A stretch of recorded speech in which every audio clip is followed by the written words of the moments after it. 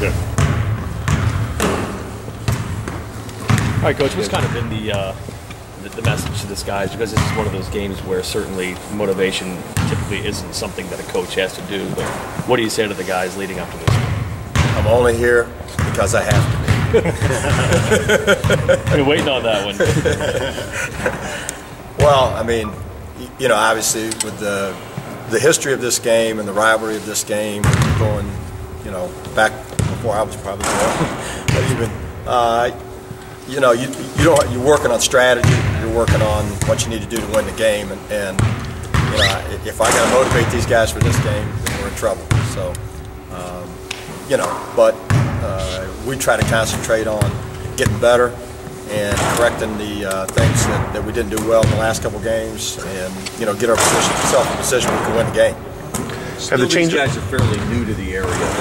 They don't have the background. Is it worth mentioning that it means something to the city? No, I mean, you know, we've addressed, because we have 6 new guys, we've addressed the fact that, you know, you guys have never been in this game before. You've heard about it, but you don't quite know what it means, and so you have to address that. But I don't. We've never, you know, since the coach has been here, we've never spent, you know, a ton of time talking about it. We've talked about what it takes to win, because, you know, this game, while this game is, you know, it's a great fan game, it's a great TV game and all that kind of stuff, it's another game you got to go try to win. I mean, we don't show up for any game thinking, hey, you know, this one don't matter. I mean, this one matters, but they all matter. Does it matter more now after Saturday? I mean, you know, when you lose one, the next one always matters more. I mean, I don't know what else to tell you. It does.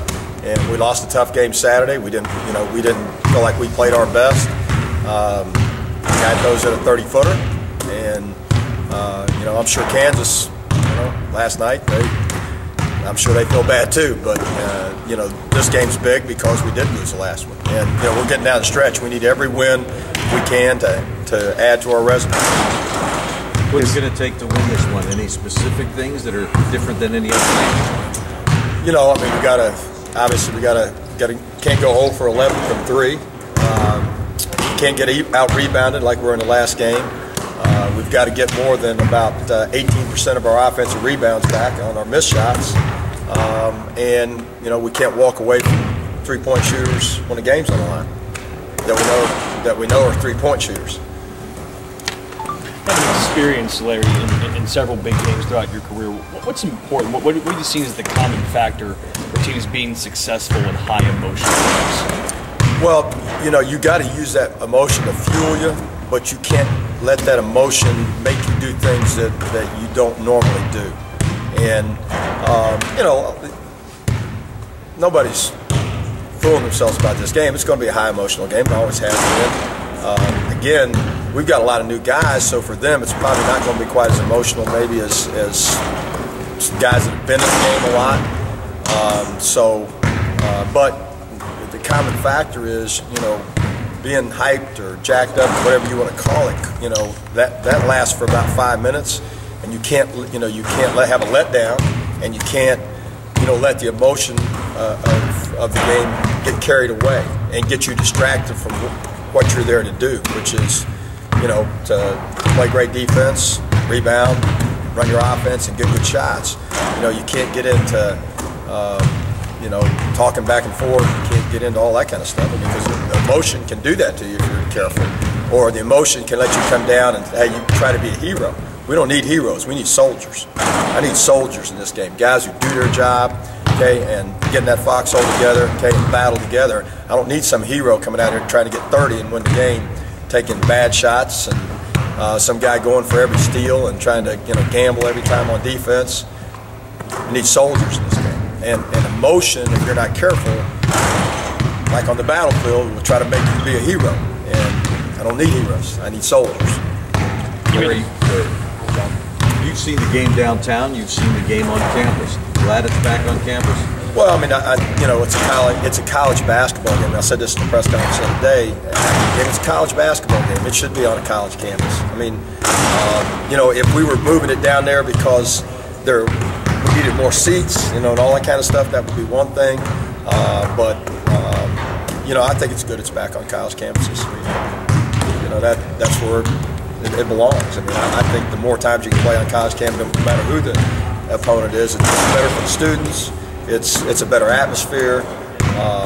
All that. I mean, teams that have to play in pro arenas, I don't care what you say, if they have to play their regular season games there, they lose a little something, I think, not being on campus. I do. And so, it's good to see us back on college campus. You also mentioned in your press conference that this game needs to be just about basketball, and the other stuff that happened recently needs to be away. Yeah, I mean, you and Nick had to talk to the guys before the game about reminding them that? We're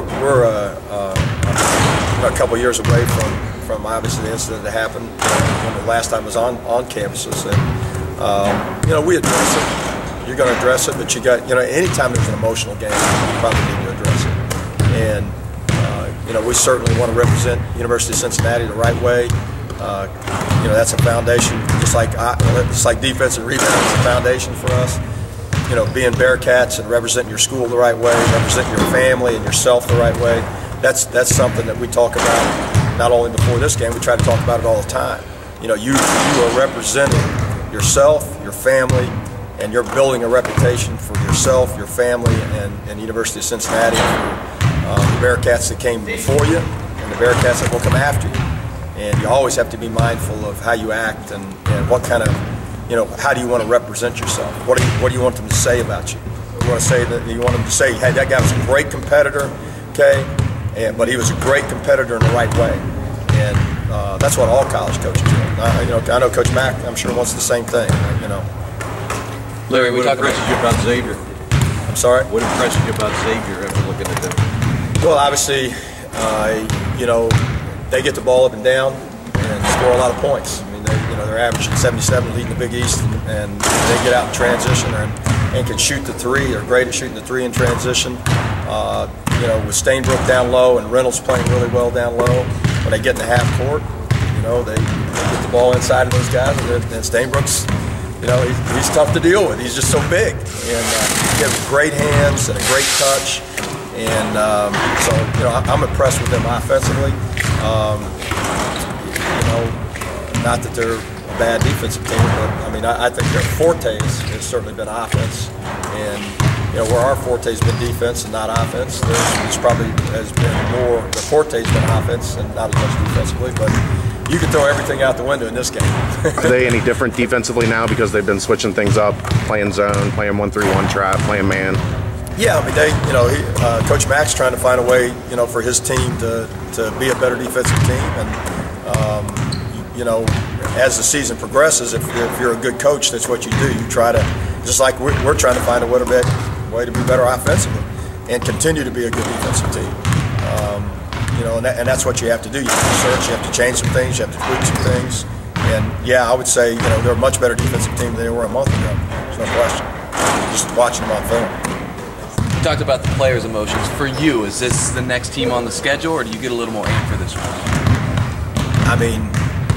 I didn't grow up in Cincinnati. I've been here for, this will be my 9th one of these. Again, Mick and I have always tried to, and Mick grew up here, but I think we've always tried to approach it this as a business-like game. You can't get caught up in that either as a coach. You got to get focused on how to win, no matter who the opponent is, not on who the opponent is. Yeah, it's a Crosstown rivalry and all that, but I don't think I get any more amped up for this one than I did Tulane. I want to beat Tulane. It's a bad thing. Okay, I want to beat Xavier. Bad as anything. Any instinct on the manager's game tonight? I got to go with my guys. I got to go with my guys. They're in here shooting. They've been working. They've been practicing. They put their time in. I think got to go with my guys. Anything else? Thank you, Coach. Yep. Thank you.